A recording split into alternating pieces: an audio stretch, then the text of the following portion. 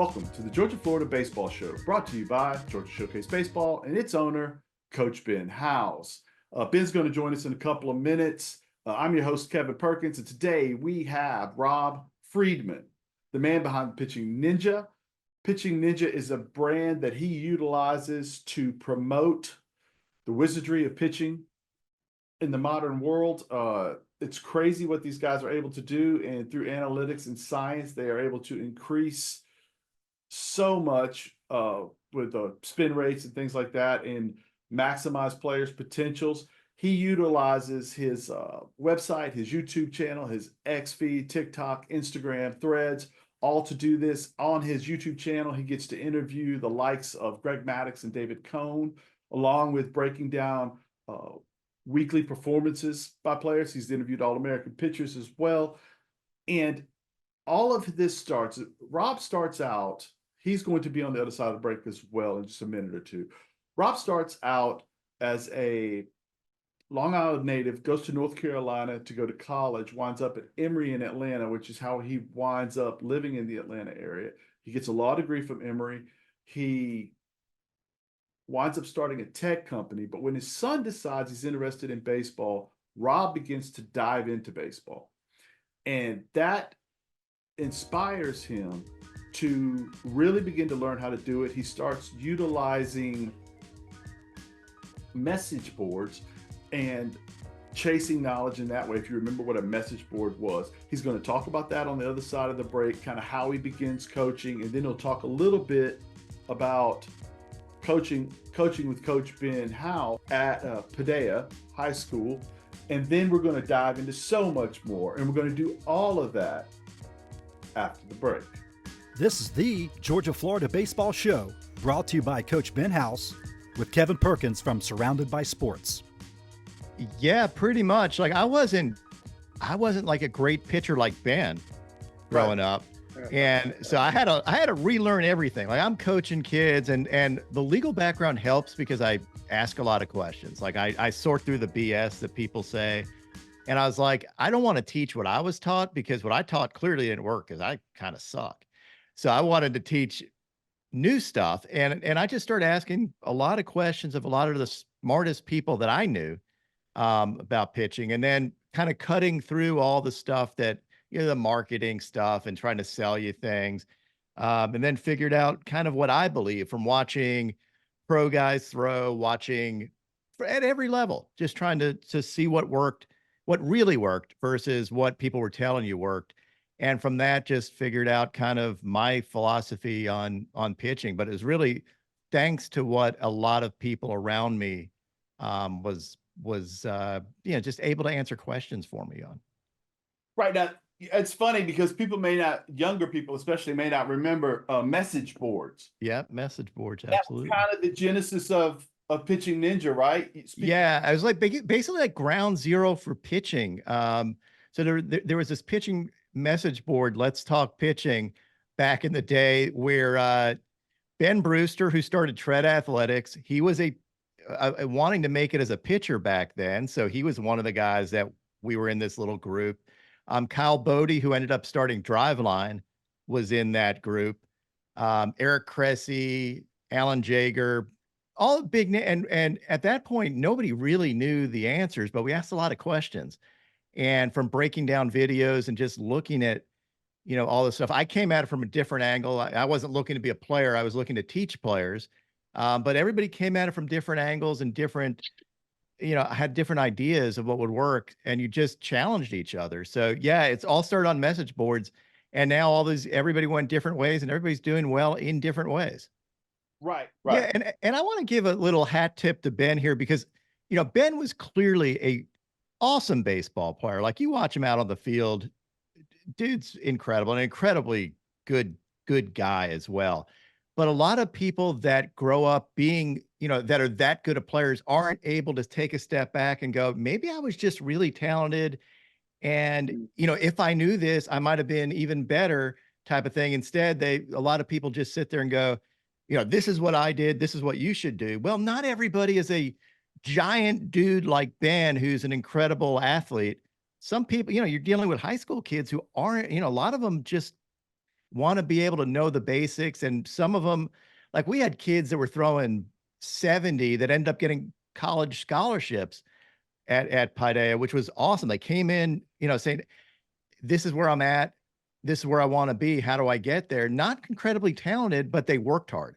So there's a bunch of different things that you can do to be a really good baseball player, be a really good, improve your athleticism, and improves you at every level. Like sports improves you, even if you didn't make it, it improves your work ethic and shows you what hard work can do. But again, a lot of people don't do what Ben did, which is sit there and go, think twice about, well, maybe I don't know this, and maybe I was just good. Right.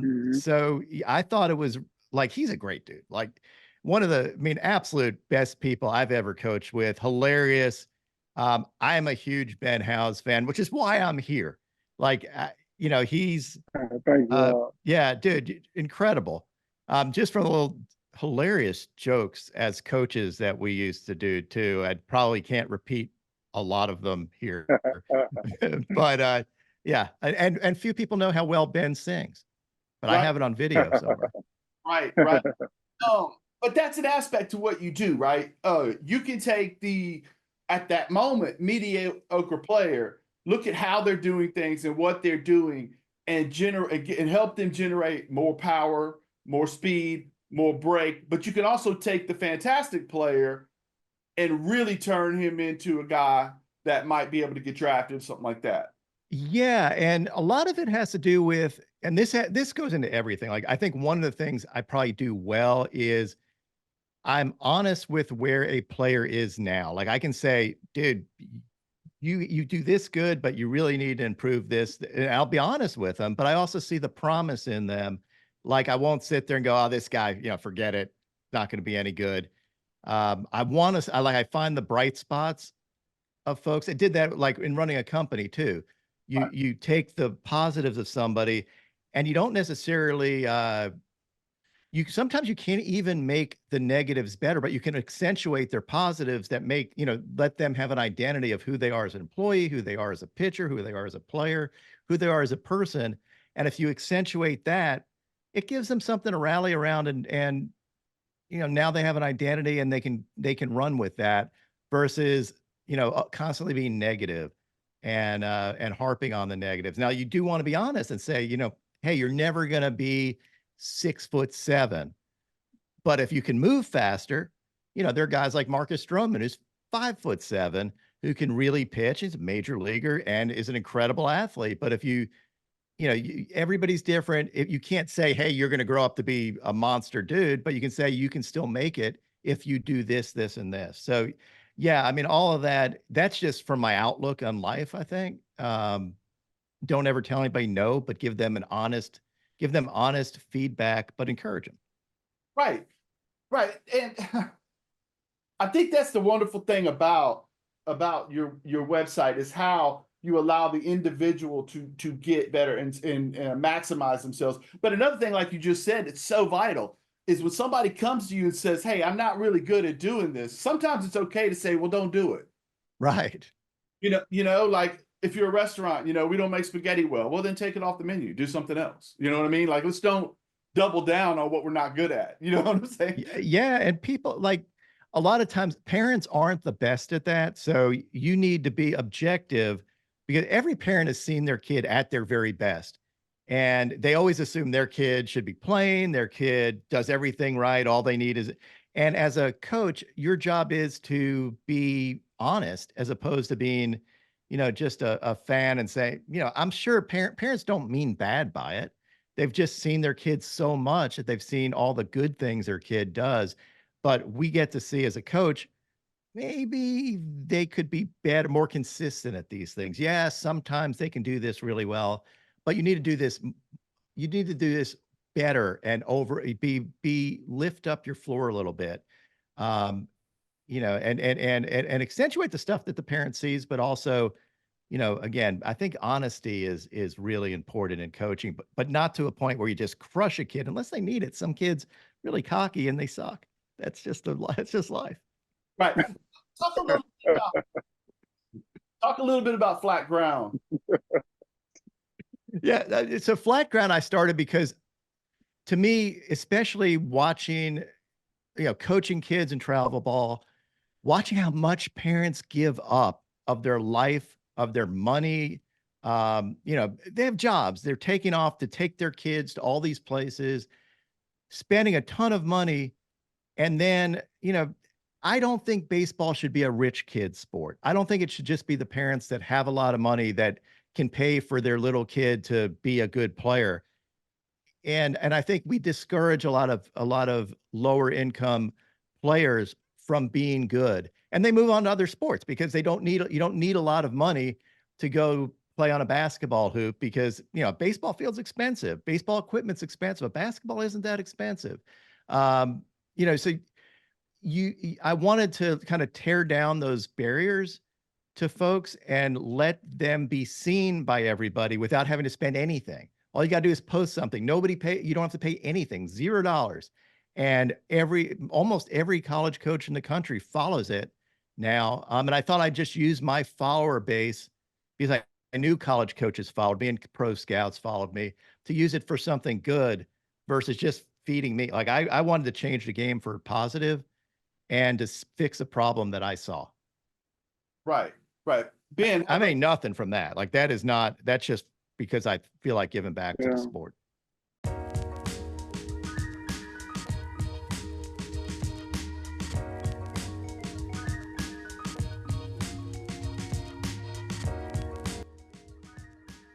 And we are back. Welcome back.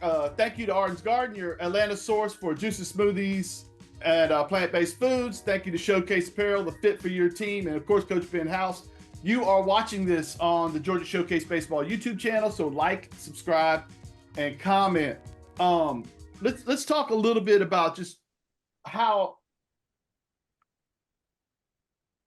you've been successful in getting a law degree and having a company, a tech company, and at doing this. This was a passion.